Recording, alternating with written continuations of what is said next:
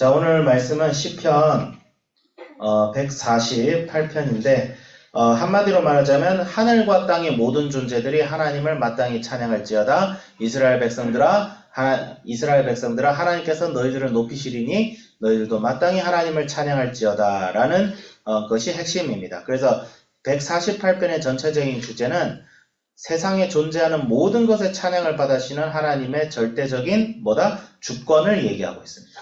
하나님은 이 세상에 존재하는 모든 것의 하나님이십니다. 그래서 1절부터 6절은 하늘의 존재들이 하나님을 찬양하고 있고 7절부터 13절은 땅의 존재들이 하나님을 찬양하고 있고 14절은 하나님의 백성인 이스라엘이 하나님을 찬양하고 있다. 이렇게 세 파트로 분류하면 좋습니다. 그래서 핵심적인 단어는 뭐예요? 찬양한다. 하나님을 찬양한다. 찬양한다 하는 말은 뭐냐면 우리가 보통 찬양하면 약간 노래를 이제 가스펠송이나 이런 것에 노래 부르고 박수치고 큰 소리 높여서 하는 걸 말하는데 그거는 이제 찬양의 방법이에요. 찬양은 본질적으로 뭐냐면 찬양의 대상이 되는 누군가를 높이는 것을 찬양이라고 합니다. 예, 찬양은 누군가를 높이는 거예요. 높이는 거. 누군가가 높은 곳에 있다는 것을 인정하고 그 사람을 존중하는 거예요. 그래서 좁은 범위로 보면 인사하는 것도 찬양이에요. 사실은 인사하는 것도 찬양의 일종이라고 할 수 있어요. 근데 하나님을 향한 찬양은 다른 사람에게 드리면 안 돼요. 하나님을 향한 찬양을 다른 사람에게 드리면 그건 우상숭배가 되는 거예요. 그래서 우상숭배는 무엇이냐? 하나님께 드려져야 될 찬양과 경배가 다른 것에 드려질 때 우리의 행동을 통해서 그 대상이 마치 하나님처럼 높은 거라고 인정하는 순간 그것은 우상이 되는 거예요. 네, 우상이 되는 거죠. 그래서 어떻게 찬양을 하고 있죠? 모든 천사가 일단 하나님을 찬양한다. 하늘의 천사들이 하나님을 찬양하고 그 모든 군대, 천사는 하나님 나라의 군대라고도 표현이 되죠. 해와 달이 그를 찬양하며 밝은 별들이 그를 다 찬양한다 라고 되어 있죠. 우주적 존재들. 하나님께서 해와 달과 별을 네 번째 날에 만드셨죠. 하늘의 하늘이라는 말이 굉장히 특이해요. 이게 뭐냐면 이 당시 성경이 지어졌을 당시 고대 사람들은 하늘 위에 신들이 거하는 장소가 있다고 생각했어. 그러니까 자기가 믿는 신들 있죠. 티아맛이라든지 바알이라든지 아니면 이제 여러 신화적 존재들이 존재하는 하늘이 따로 있다고 생각했어요. 근데 그럼 그 하늘은 굉장히 고귀한 곳이고 범접할 수 없는 것인데 근데 이 이스라엘 백성들 성경에 나오는 선지자들은 뭐라고 했죠? 그 하늘조차도 하나님께서 창조하셨다. 그 말은 뭐예요? 거기 있는 존재들 니들이 숭배하지 마. 같은 피조물이야. 이거예요. 예. 바알이든 뭐시기든 그 사람 너가 복을 빌면서 아이고 얘가 있어야 제가 복을 받아요. 이런 것들 그렇게 하지 마. 걔들도 하나님 앞에 무릎 꿇어야 되는 애들이야.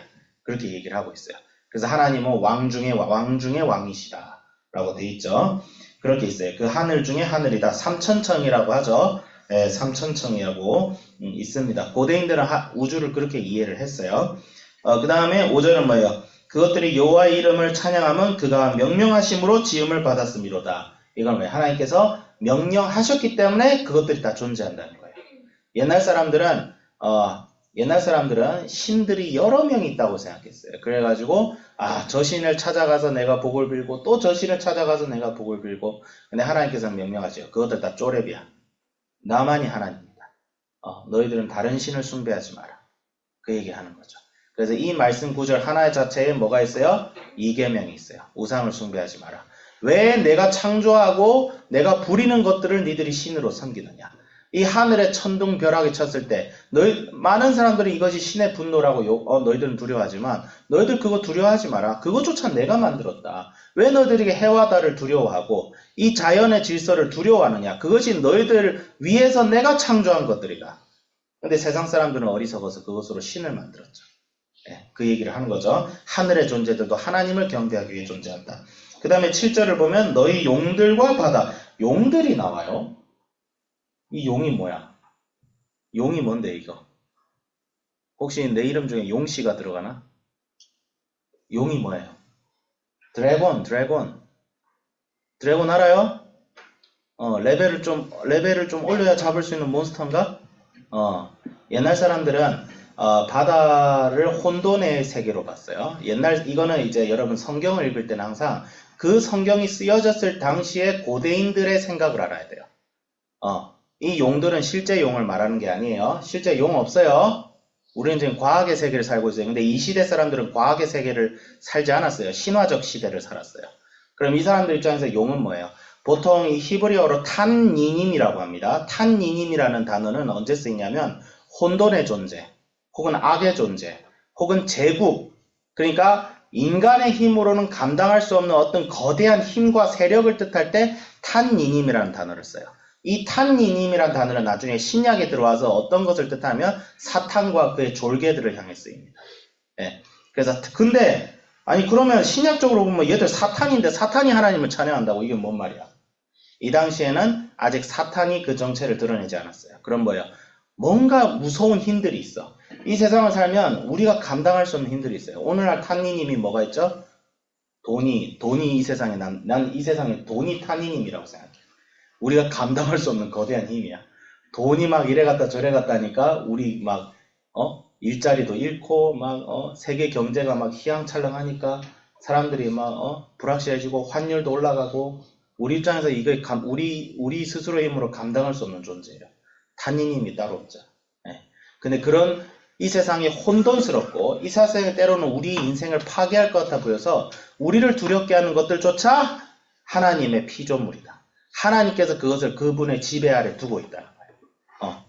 이것들은 나중에 하나님께서 쓰실 만큼 쓰시다가 다 싸그리 없애버린다. 그래서 이런 것들도 하나님을 찬양한다. 어떻게 찬양해요? 하나님께 굴복하면서 찬양해요. 왜? 악의 존재들이 아무리 지들이 잘났다고 떠들어도 결국은 하나님이 높임을 받는데 그것들도 사용이 되어지기 때문에.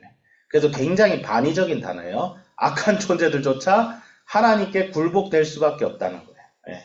그러면서 불과 우박과 눈의 안개들 이것들도 하나님 찬양해요. 왜? 하나님께서 그분의 목적대로 쓰시기 때문이죠. 산과 들, 세상 왕들과 모든 백성들, 총각, 처녀, 여호와 이름을 찬양하라. 그의 이름이 홀로 높으시며 그의 영광이 땅과 하늘 위에 뛰어나심이로다. 이거는 뭐냐면 우리의 인생에 선포되어져야 될 신앙 고백이 돼야 됩니다. 우리 인생에 때로는 우리가 통제할 수가 없는 것들이 있어요. 우리 인생에 정말 이것들 때문에 내가 망하겠다 싶은 것들이 분명히 있어요. 오늘날 세상에 돈이 있을 수 있고요. 사회 구조가 될 수도 있고요. 어쩌면 인간관계가 될 수 있어요. 부모님들 입장에서는 자녀가 탄이님이 될 수도 있어요. 내가 통제를 할 수가 없어. 맞죠? 내가 통제를 할 수 없는 거대한 무언가가 내 인생을 옥죄다고 생각할 때가 있어요. 근데 그 모든 것들이 결국 하나님의 통제 아래 있다. 하나님께서 그 모든 것들을 사용하셔서 영광을 받으시고 자기 백성을 일으켜 세우신다. 그래서 이 시대의 이 148편은 바로 하나님께서 이 세상의 주인이시고 하나님께서 창조하지 않은 것이 없고 모든 것이 하나님의 선한 계획 아래 있으니 두려워하지 말고 놀라워하지 말고 하나님의 계획 앞에 하나님의 뜻에 더욱 순종하고 복종하고 그분을 따르라. 이것이 이 시편 148편 저자가 말하는 핵심입니다. 그래서 우리는 슬플 때에도 하나님을 찬양할 수 있어요. 왜? 우리가 지금 어렵고 고난이 있지만 하나님의 말씀은 뭐예요? 우리의 삶에 있는 고난을 부정하시는 분은 아니세요. 우리의 삶에 분명히 고난이 있어요. 고난을 부정하면 안 돼요. 예수 믿으면 무조건 해피라이프라고 하는 건 잘못됐어요. 고난이 있습니다. 하지만 하나님께서 무엇을 부정하시느냐? 고난이 의미가 없다는 것을 부정하세요. 여러분, 이 세상에 의미 없는 고난과 괴로움은 없습니다.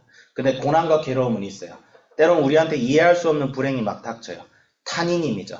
하지만 그 모든 것도 하나님께서 선한 뜻에 따라서 사용하고 있다는 거예요. 근데 이것이 우리한테 때로는 가혹하게 느껴져. 하나님 선하신데 도대체 나한테 왜 이러세요? 그럼 하나님께 따져, 기도해. 하나님께서 정말로 선한 하나님인지를 여러분의 기도와 말씀과 삶의 체험을 통해서 확인해 나가야 돼요. 욥기적인 신앙이 우리의 삶 속에 있어야 돼요. 욥은 그것을 뚫어냈잖아.